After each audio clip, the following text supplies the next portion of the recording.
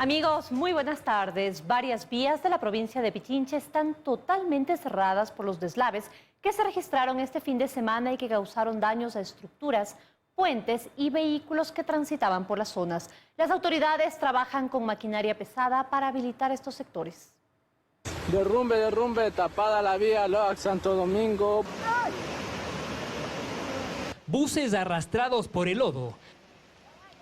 Vehículos enterrados y accidentados por los deslizamientos de tierra y varias arterias viales gravemente afectadas y cerradas se registran desde el pasado sábado en toda la ruta de la vía Loax-Santo Domingo, que se encuentra cerrada.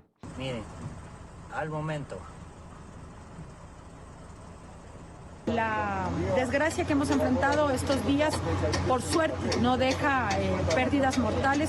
Sin embargo, las condiciones de riesgo son muy altas y por eso mantenemos la decisión de que la vía continúe cerrada. Durante el fin de semana, las autoridades registraron 25 deslaves en esta zona, considerada de riesgo, de magnitudes moderadas y graves. El día de hoy tenemos aproximadamente 40 deslaves. Eso significa que en horas de la noche y en horas de la mañana continuó desprendiéndose tierra de la parte alta de la montaña. Pero en Pichincha no es la única zona afectada. Durante este fin de semana, las lluvias continuaron causando graves daños estructurales y viales al cantón Rumiñahui, cantón declarado en emergencia por las inundaciones y el desbordamiento de 3 ríos.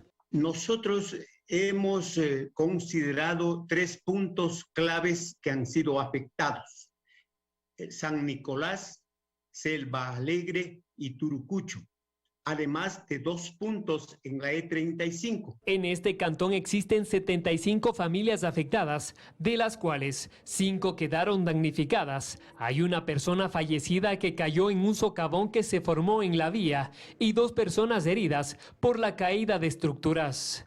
Perdieron sus enseres, perdieron sus medios productivos.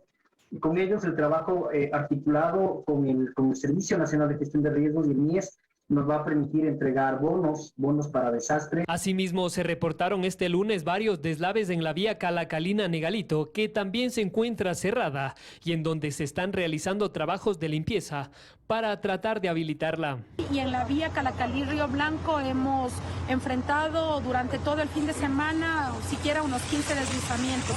En este momento tenemos 2 deslizamientos grandes.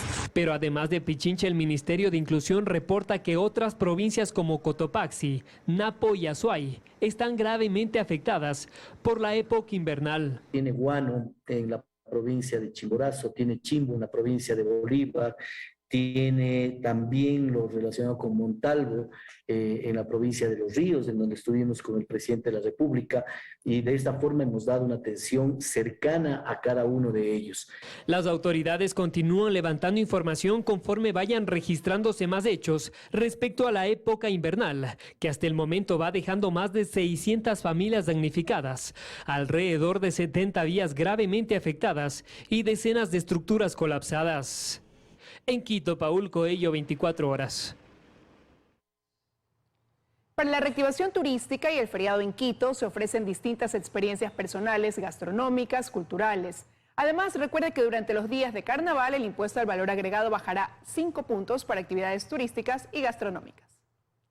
Si bien históricamente la capital del Ecuador no ha sido uno de los principales destinos del turismo nacional durante el feriado de carnaval, para este año de bicentenario, según la gerente de Quito Turismo, la ciudad se prepara para recibir a los turistas. Quito se ha preparado con una agenda de más de 100 eventos turísticos y culturales para todos los gustos. Tendremos activaciones en el barrio de La Mariscal, que además de tener el carnaval, se cumple el centenario de este barrio tan emblemático.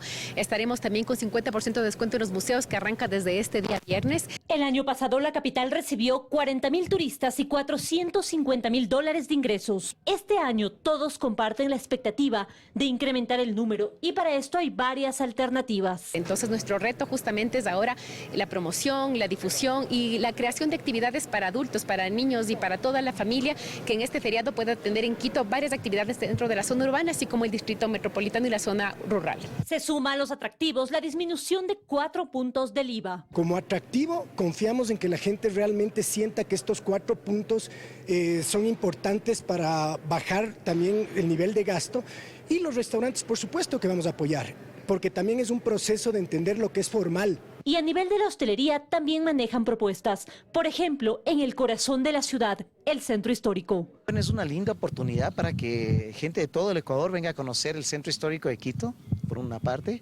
en especial también el barrio San Marcos, porque San Marcos es uno de los únicos barrios del centro histórico de Quito que es residencial. Sin las restricciones por la pandemia y manteniendo los cuidados y medidas de bioseguridad, invitan a los ecuatorianos a recorrer y reactivar la economía. Les invito a caminar por el centro histórico, a venir a quedarse en el centro histórico y a disfrutar. Tenemos buenas expectativas. Creo que la ciudad de Quito, más allá de que es emisiva, mucha gente sale de acá, también es un atractivo muy interesante para el público local. En Quito coinciden los próximos feriados con las festividades del Bicentenario de Independencia, para lo cual hay actividades previstas. En Quito, María Gracia Costa, 24 horas.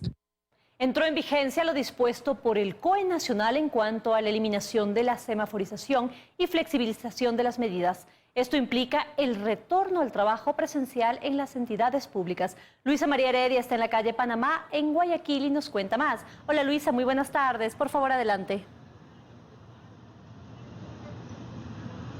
Hola María Gracia, amigos televidentes, muy buenas tardes. Así es, reactivar la economía es ahora la consigna, una vez que se ha ratificado esa tendencia a la baja en cuanto a los contagios de casos de COVID-19, también aprovechando, ¿no?, este largo feriado que se avecina. He ahí el por qué hoy ingresaron ya en vigencia estas medidas, esta flexibilización que había anunciado el COE Nacional y al que se acogió también el COE Cantonal, como por ejemplo el regresar presencialmente a los trabajos y también el aumentar aforos al 100%. Veamos la siguiente nota. Lunes 21 de febrero y ahora sí en Ecuador ya no hay semaforización y por tanto las medidas restrictivas se flexibilizan. Tal es así que a partir de ahora el trabajo vuelve a ser presencial. De ahí que todos los servidores públicos dejaron la virtualidad. Lo que a don Julio, quien a primera hora acudió para hacer un trámite al edificio del gobierno zonal, le parece ideal. Sí, está bien que se haga ese sistema, que todos estemos aquí atendiéndolo todos juntos. La presencialidad incluso parece haber motivado a los ciudadanos a acercarse a las dependencias del Registro Civil y de la Corporación Financiera Nacional en el centro de Guayaquil y del Servicio de Rentas Internas al norte, donde desde muy temprano hubo gran afluencia de usuarios. A las universidades también desde este lunes todo el personal, incluidos los estudiantes, pueden regresar, pues el aforo por disposición del COE Nacional pasó a ser del 100%. De hecho, a la Universidad Guayaquil, la más grande del país con más de 60.000 estudiantes, este lunes volvió un gran grupo de ellos, quienes se forman en 7 de las 17 facultades en carreras prácticas como arquitectura, ingeniería, química, medicina y educación física, que en la virtualidad era sumamente difícil cursar. Lo dice Marco, estudiante de odontología. Es que es la experiencia también de ver pacientes, de poner en práctica lo aprendido. Pero el retorno, cabe precisar, sigue siendo voluntario, al menos hasta que termine el actual periodo lectivo en marzo de este año. Porque universidades como la de Guayaquil, que es una universidad pública, tiene más de 35% que no viven en Guayaquil. Entonces, por unas 2 semanas de clase es complicado que vengan aquí a alquilar departamentos, transporte, así que lo hemos hecho de manera voluntaria, nada más en las carreras que han solicitado prácticas. El COE Nacional además dispuso eliminar las limitaciones de aforo en espacios públicos en general y en espacios privados, principalmente cerrados, ampliarlo al 80%, algo que fue ratificado por el COE Cantonal, que tras presentar su más reciente informe epidemiológico anunció el cambio de alerta en la ciudad de Guayaquil a nivel 1. Se eliminan las restricciones de aforo en los lugares de atención al público, esenciales y no esenciales, que fueron establecidas por la pandemia. Lo que en los ciudadanos genera opiniones diversas. Está bien ya, pues ya es hora de reactivar la economía. Hermano. Pienso que esto ya es prematuro tomar decisiones como estas, pero igual. Lo que sí es indudable es que cada uno tiene que seguir protegiéndose con las medidas de bioseguridad. Tanto el COE Nacional como el COE Cantonal también han determinado que para espectáculos públicos masivos el aforo será del 75% y en estadios del 60%. Lo que sí han dicho también es que van a continuar haciendo controles en cuanto a la aplicación de las medidas de bioseguridad que siguen vigentes, ¿no? El distanciamiento social principalmente y el uso de la mascarilla, porque recuerdan, esto todavía está vigente. Es lo que puedo informarles a esta hora. Liz, continúas en estudios con más noticias. Muy buenas tardes. Buenas tardes también para ti, Luisa María. Muchísimas gracias. El COE Nacional resolvió que desde este lunes las instituciones de educación superior podían funcionar con el 100% de aforo. No obstante, algunas universidades decidieron continuar con sus protocolos y con aforos reducidos. Belén Merizalde nos tiene el detalle. Hola Belén, te escuchamos. Hola, ¿qué tal en estudio, amigos televidentes? Muy buenas tardes. Efectivamente, el COE Nacional dispuso que se retornen las instituciones de educación superior con el 100% de los aforos a partir de este lunes. Sin embargo, algunas universidades han decidido mantener sus propios protocolos. Nosotros hemos desarrollado la información en el siguiente reportaje. Veamos. Así lucen los exteriores de la Universidad Central en el centro norte de Quito. Pese a que el COE Nacional dispuso que desde este lunes las instituciones de educación superior retornen con el 100% del aforo a clases presenciales, son muy pocos los alumnos que asistieron. Su rector, Fernando Sempertegui, explica que durante lo que falta de este semestre se mantendrá el protocolo que tenían previsto. La Universidad Central mantendrá la actividad virtual, sobre todo para las disertaciones teóricas y para trabajos que están programados en el aula virtual. Sin embargo, ya está programado el retorno de los jóvenes que tienen que realizar trabajos de campo, actividades de laboratorio y actividades en servicios de salud. Dice además que de los 50.000 alumnos que estudian en la Universidad Central, el 30% vive en provincia y que por ello no se puede tomar decisiones con tan poco tiempo de anticipación. Tienen que buscar un lugar para vivir, la sostenibilidad familiar también es un poquito complicada. En universidades particulares como la UTE tampoco se acatará la disposición del COE. No es conveniente también en este sentido de acoplarnos cuando nos está faltando 2 semanas para terminación o 3 semanas en algunas carreras para terminación del periodo académico. En la Universidad Católica continuarán en clases virtuales hasta el 4 de marzo. Las clases presenciales con aforo del 100% arrancarán el 7 de marzo cuando empiece el nuevo semestre. De igual forma ocurrirá en la Universidad de las Américas, en donde por ahora están de vacaciones. Aldo Maino, ex subsecretario de Educación Superior, señala que si bien el retorno presencial es positivo, hay que hacerlo de forma ordenada y segura. También cree que será un desafío de las universidades evaluar los conocimientos que han adquirido los estudiantes durante 2 años de virtualidad. Cada institución de educación superior en donde puede retomar, puede evaluar el proceso de aprendizaje, los logros de aprendizaje de todos sus estudiantes y puede replantearlos en un muy corto tiempo. Ya hemos armado el protocolo para evaluar los impactos de esta modalidad en los procesos cognitivos. Si hay que corregir ciertas deficiencias, haremos un plan adecuado para poderlo resolver en los futuros semestres. En Quito, Belén Merizalde, 24 horas. Por su parte, el COE Nacional también ha pedido a todas las autoridades de las instituciones superiores que mantengan los protocolos de bioseguridad, sobre todo el uso permanente por ahora de la mascarilla. Esta es la información que nosotros tenemos a esta hora. Regresamos a estudios que tienen más noticias. Que tengan una buena tarde. También para ti, Belén, muchísimas gracias por la información.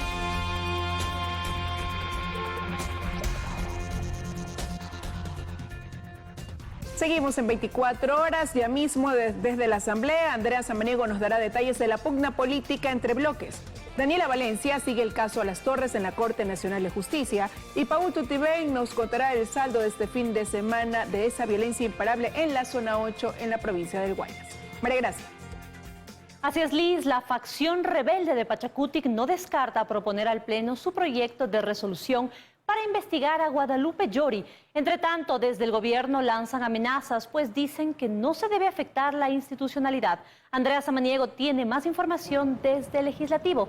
Hola Andrea, adelante, por favor, cuéntanos. Gracias, muy buenas tardes. Así es, en efecto, aquí continúan las reacciones frente a esta intención de algunos legisladores de Pachacutic de crear una comisión ad hoc para que investigue tanto a Llori como a los miembros del Consejo de la Administración Legislativa por sus decisiones, principalmente por dar paso a las solicitudes de juicio político en contra de los miembros del Consejo de Participación Ciudadana y Control Social. Esta noche se reunirán ellos para definir en qué día de esta semana podrían dar paso o dar luz verde a esta resolución. Mientras tanto, Llori, que ha mencionado que esto es una conspiración en su contra y que intentan desestabilizar a la Asamblea Nacional, pues recibe ya el apoyo del gobierno nacional, que lanza algunas amenazas. Les hemos preparado un reportaje. Veamos. Que hay un plan conspirador y desestabilizador de su propia bancada en contra de la Asamblea Nacional es lo que denuncia Guadalupe Llori. Los rebeldes de Pachacutic dicen que solo se trata de una evaluación, que es lo único que pretenden hacer a todos los miembros del CAL. No es nada nuevo, no nos estamos inventando el agua tibia. está estipulado en el artículo 18 de la Ley de la Función Legislativa. Eso no tiene nada de desestabilizador. Y es que el bloque correísta dentro de la Asamblea Nacional apoya la resolución que pretende analizar el Pleno. Estamos solicitando que esta subcomisión pues investigue los motivos y las razones por los cuales puntos del día no están siendo tratados, por qué otros temas tan importantes para la nación están siendo relegados.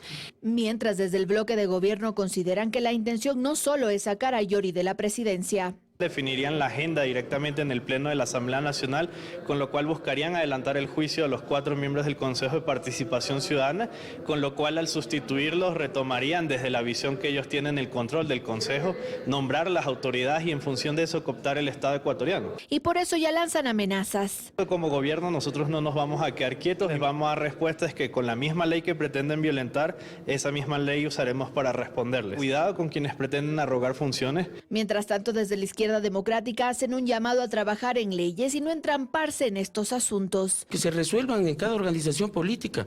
Aquí no podemos estar en esos juegos y nosotros tenemos que respetar a las autoridades de la Asamblea Nacional. El otro lado de Pachacutic aspira a reunirse pronto para que se tomen algunas decisiones. Nosotros no nos vamos a prestar para dichosos de conspiraciones y quizá tal vez siendo de nuestra bandera política. Y es que todo podría pasar esta misma semana. Sin embargo, aún no se confirma cuándo podría estar en el orden del día esta resolución.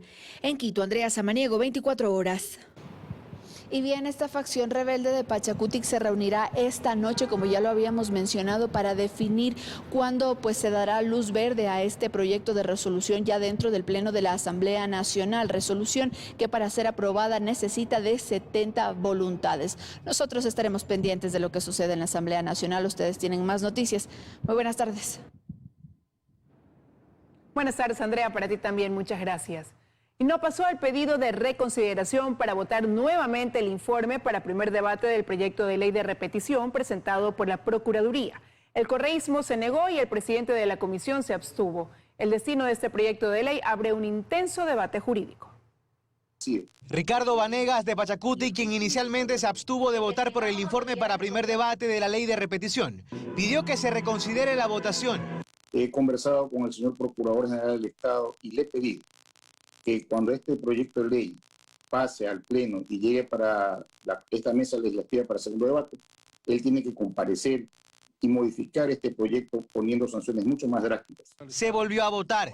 El correísmo votó en contra como lo había hecho antes. Vanegas esta vez a favor. Pero Alejandro Jaramillo de la Izquierda Democrática y titular de esta comisión permanente se abstuvo y explica por qué. Me parece impresentable que se diga en esta mesa parlamentaria el día de hoy que la solicitud de reconsideración para corregir algo que se hizo la semana pasada es el resultado de una reunión que mantuvo el asambleísta Vanegas con el señor Procurador General del Estado. A criterio del constitucionalista Ismael Quintana, lo ocurrido en esa comisión deja a este proyecto de ley en el limbo. Eso deja en firme la votación de la semana pasada, con la cual no se obtuvo el quórum necesario para aprobar el informe para primer debate de este proyecto de ley orgánica de repetición. Y eso nos deja a la ley en el limbo. Pero Jaramillo dice que no, que el artículo 142 de la Ley Orgánica de la Función Legislativa permite que este tema se lleve al Pleno. Aquí el debate. Remitir este informe a la señora Presidenta de la Asamblea Nacional para que convoque a un pleno y que sea conocido el informe, que le recuerdo, no es vinculante. Si es que usted no tiene votos para aprobar el informe, significa que no existe, que no pasó, y él como presidente de la comisión no puede remitir él a título personal o a título de presidente de la comisión un informe para que sea puesto a consideración del pleno. Entonces eso, vuelvo a insistir, coloca el proyecto de ley en el limbo gracias a la abstención del presidente de la comisión. Jaramillo cree que la ley es necesaria, que su abstención no pretende hacer el juego ni a unos ni a otros, refiriéndose al correísmo que ha dicho que la ley es inconstitucional. Y este mamotreto es una vergüenza para los que entendemos el derecho, mi voto en contra. Tanto que desde la Procuraduría se insiste en que en la Comisión de Justicia se pretende boicotear este proyecto de ley. El Ecuador ha sido condenado al menos en 3 arbitrajes internacionales por el decreto 662 dictado por Rafael Correa. Como ellos saben que si es que se aplica una ley de repetición, estos funcionarios a los que acabo de mencionar son los que van a tener que pagar. Están tratando de buscar un culpable. El proyecto de ley de repetición plantea que funcionarios y exfuncionarios públicos respondan con su patrimonio, cuando por sus acciones u omisiones el Estado sea demandado, pierda y sea obligado a reparar. En Guayaquil, Carlos Acoto, 24 horas. Y con 8 votos se aprueba el informe no vinculante para primer debate del proyecto de ley orgánica que regula el uso legítimo de la fuerza con su texto íntegro, exceptuando el artículo 27 que tiene que ver con el uso de armas letales en las protestas sociales. En los 77 artículos del texto se abordan temas como los niveles del uso de la fuerza en centros de privación de libertad, en la protesta social, derechos y deberes de los servidores en el uso de la fuerza, normas para el empleo, porte y dotación de armas, municiones y equipo autoprotector, uso de la fuerza con animales y medios móviles, entre otros. Ahora depende de la presidencia de la Asamblea ponerlo en agenda. Cada uno, dentro de sus competencias, dentro de sus funciones, puede hacer el uso legítimo de la fuerza. En el caso de la Policía Nacional, contra la delincuencia que está atacando al pueblo ecuatoriano. En el caso de las Fuerzas Armadas, dentro de sus competencias, en el control de las armas y en la custodia de nuestras fronteras. Y en el caso de los agentes penitenciarios, para mantener el orden al interior de estos espacios. Se está planteando la constitución de un grupo especializado que en momentos de crisis puedan actuar y se está normando hasta qué límite pueden hacer uso de la fuerza. Europa pide a Ecuador mayor control en las exportaciones. El envío de droga camuflada en productos como banano y madera se ha duplicado en los últimos meses. Europa no solo es el principal destino de los productos no tradicionales de Ecuador, lo es también para la droga. Al menos el 20% de todo el alcaloide decomisado en 2021 tenía como destino el bloque europeo. El aumento considerable de incautaciones en los puertos de Rotterdam, en Países Bajos, Amberes, en Bélgica y Valencia, en España, es prueba de ello. Un problema que ya pasa factura al país, puesto que la marca Ecuador se relaciona ahora con el narcotráfico. Esto atenta contra la imagen del país, un país que comienza a darse fama de tráfico de narcóticos y eventualmente pone en riesgo los mercados internacionales que tanto esfuerzo han costado para ganarlos. En el puerto de Rotterdam, por ejemplo, se someterá a control todos los contenedores con frutas tropicales procedentes de América del Sur y Central en busca de estupefacientes. De las capturas del 2021, según la policía, al menos el 12% de los envíos tenían como destino Holanda. El riesgo de contaminación encarece significativamente los costos de la exportación y nos vuelve cada día menos competitivos. Entonces, pues ya tenemos un problema serio de competitividad. Nosotros queremos más seguridad, pero sin afectar la competitividad. En ese mismo puerto, los narcotraficantes incendiaron la casa de un empleado de una importadora de frutas ecuatorianas que denunció un cargamento de droga camuflado en cajas de banano. Los productos con más incidencia de este problema son frutas y madera. Nosotros ya aportamos con impuestos. Nosotros ya sostenemos como sector una de las cargas impositivas más altas, alrededor de 470 millones de dólares. Y eso nos ha encarrilado en problemas de competitividad. La semana pasada, la policía decomisó 1,5 toneladas de cocaína escondida en Teca con destino a Bélgica. La respuesta del gobierno ha sido la implementación de escáneres para que toda la carga que salga del país pase antes por estos controles no invasivos. Pero eso será a partir del próximo año. Joana Ramos, 24 horas. 19 muertes violentas se registraron este fin de semana en la zona 8 que comprende Guayaquil, Durán y San Borondón. Nos enlazamos con Paul Tutibén, quien está en el cuartel Modelo y nos cuenta más. Paul, muy buenas tardes, te escuchamos, por favor, adelante. Correcto, según datos de la Policía Nacional, desde el 1 de enero a la fecha en la zona 8 van aproximadamente 190 asesinatos y solo este fin de semana se registraron 19 crímenes. Veamos el siguiente resumen. Las muertes violentas se siguen incrementando en la zona 8 que abarca a Guayaquil, Durán y San Borondón. Durante la tarde del viernes y la noche del domingo, 19 asesinatos se sumaron a las estadísticas. Los últimos crímenes se registraron en Bastión Popular, Bloque 2. Sicarios se bajaron de un carro y asesinaron a 2 hermanos de 14 y 16 años que acompañaban a su padre a lavar el carro. El sujeto registra antecedentes penales, se lanzó a una zanja y salió ileso en medio del ataque a bala. Tiene 4 antecedentes el padre. hay presunciones. Tenemos encontrada un arma en posesión del vehículo del padre. Cerca del doble asesinato de los hermanos menores de edad, más temprano desde un carro lanzaron el cuerpo sin vida de un hombre de 22 años. Acto seguido le reventaron la cabeza con dinamita. Por el atroz suceso, la policía allanó una casa, detuvieron a 2 sospechosos y encontraron explosivos. Que la policía logró detener y aprender al responsable directo. En la cooperativa San Francisco Noroeste de Guayaquil, a un velorio llegaron 2 hombres armados, mataron a un sujeto y 4 personas resultaron heridas. Y en el suburbio, un padre que se movilizaba en una bicicleta fue acribillado con 4 tiros. Su hija de 3 años resultó herida. Este fin de semana, la mayoría de las 19 muertes violentas bajo la modalidad de sicariato fueron ocasionadas en Bastión Popular, Prosperina, Pascuales, Sociovivienda, Suburbio, Guasmo y Durán. Los ataques estarían relacionados, según la policía, a peleas entre grupos delictivos por la venta de droga. Conocemos que hay una divergencia por la pugna de territorio, por ganar la oferta. El promedio de asesinatos diarios sube a 4 en Guayaquil. Los sábados y domingos son más violentos. Ahora los fines de semana se reportan entre 15 a 20 crímenes. El general Víctor Zárate, que este mes asumió el cargo como comandante policial para los 3 cantones, como misión tiene reducir las muertes violentas. Indica que se están haciendo trabajos de inteligencia focalizados para desarticular las bandas de sicarios. Ustedes lo han visto, los niveles de violencia se están elevando, policía está activada. El gobierno nacional comprometió $9 millones en logística y equipamiento para la policía y 1.100 nuevos uniformados, de los que 700 ya han arribado a la ciudad. Además, los militares colaboran en los controles. Pese a esto, la violencia no se detiene en la zona 8. Según cifras de la Policía Nacional, desde el 1 de enero a la fecha en la zona 8, que comprenda Guayaquil, Durán y San Borondón, van 190 asesinatos. Hasta aquí la información. Gracias. Buenas tardes. Gracias, Paul. Que tengas una buena tarde tú también. Revisamos otros temas. El presidente Guillermo Lasso, junto a la secretaria de Derechos Humanos, anunció la Política Nacional de Rehabilitación Social para las cárceles del país. Vamos con Freddy Paredes al Palacio de Carondelet para conocer más detalles. Hola Freddy, buenas tardes, te escuchamos.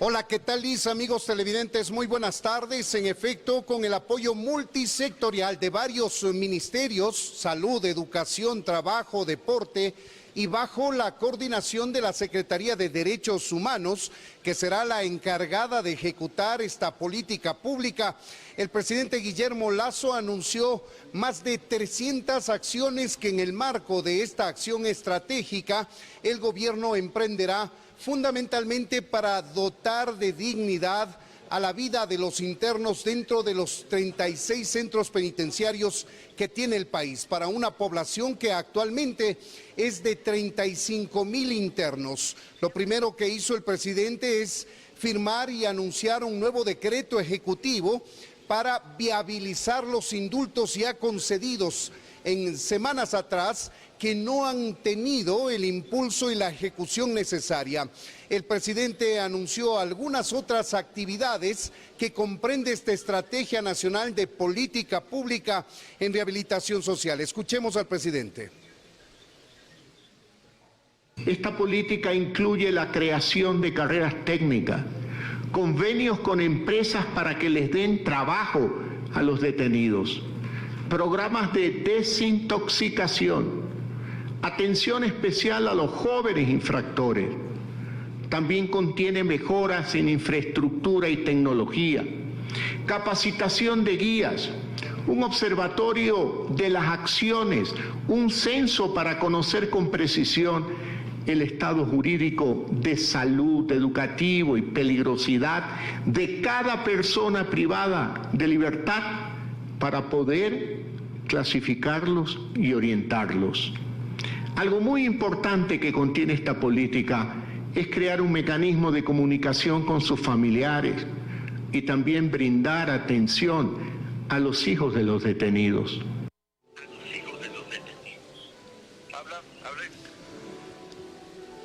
El presidente Guillermo Lasso hizo el anuncio junto a los ministros del ramo que colaborarán en la ejecución de esta política pública. Está ahora mismo con nosotros la secretaria de Derechos Humanos, Bernarda Ordóñez, la encargada de ejecutar esta política pública. Señora secretaria, gracias por atendernos. cuánto dinero se va a invertir para la ejecución de esta política pública. Muy buenas tardes. Acabamos de presentar al Palacio de Carondelet junto con el presidente Guillermo Lasso la primera política pública de rehabilitación social con un enfoque de derechos humanos. Esta política comprende 12 ejes de trabajo, 308 líneas de acción y tiene una inversión de 27 millones de dólares. Y es muy importante mencionar que invertir en rehabilitación social es invertir en la seguridad y en bajar los índices de violencia en el país. ¿Por qué no se han ejecutado todos los decretos o los indultos en base a los decretos ejecutivos previos del presidente que se ha visto obligado a emitir uno nuevo? El sistema penitenciario tiene múltiples desafíos producto de la institucionalidad que a raíz de la eliminación del Ministerio de Justicia ha sido muy difícil implementar algunos de estos procesos. De ahí que esta estrategia de rehabilitación social junto con el fortalecimiento del SNAI va a permitir agilitar estos indultos presidenciales. Pues bien, muchas gracias. Son las expresiones de la secretaria de Derechos Humanos, Bernarda Ordóñez, quien tiene a su cargo la ejecución de esta política pública en materia de rehabilitación social para la población penitenciaria del país. Es nuestro informe a esta hora. Sigue tú, María Gracia, en los estudios. Amigos, muy buenas tardes. Muy buenas tardes, Freddy. Muchísimas gracias por la información. Seguimos con más noticias. Varios pedidos de la defensa de los procesados dentro del caso Las Torres impidieron que este lunes se instalara la audiencia de juicio. Nos trasladamos hasta la Corte Nacional de Justicia, donde está Daniela Valencia, para que nos dé más detalles. Daniela, buenas tardes. Buenas tardes, compañeras en estudio, amigos televidentes. Pues sí, a pesar de que las partes procesales debatieron por cerca de 3 horas en la sala Mesaline de la Corte Nacional de Justicia la audiencia de juicio en contra del excontralor Pablo Celi y 12 personas más por el delito de delincuencia organizada en el conocido caso Las Torres, no se pudo instalar. Esto en virtud de una recusación que presentó la defensa de Pablo Celi, Marcelo Ron, en contra del juez nacional Luis Rojas. Incluso en horas de la tarde se ha dicho que otra defensa presentará una recusación en contra de la jueza Daniela Camacho. Esto imposibilita al tribunal instalar la audiencia. Formalmente la señora magistrada se excusó por tener amistad con el señor Pablo Celi. Los otros 2 jueces consideraron que no y no le aceptaron la excusa. De ahí viene una discusión de ciertos inconvenientes procesales que no está bien claro el camino de cómo resolvieron esta situación.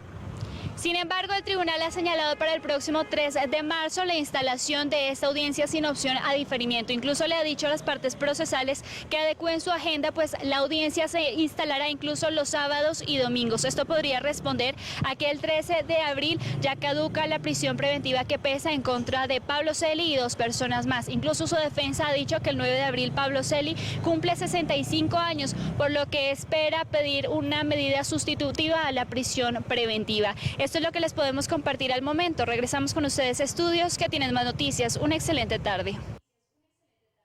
Una excelente tarde también para ti, Daniela. Muchísimas gracias.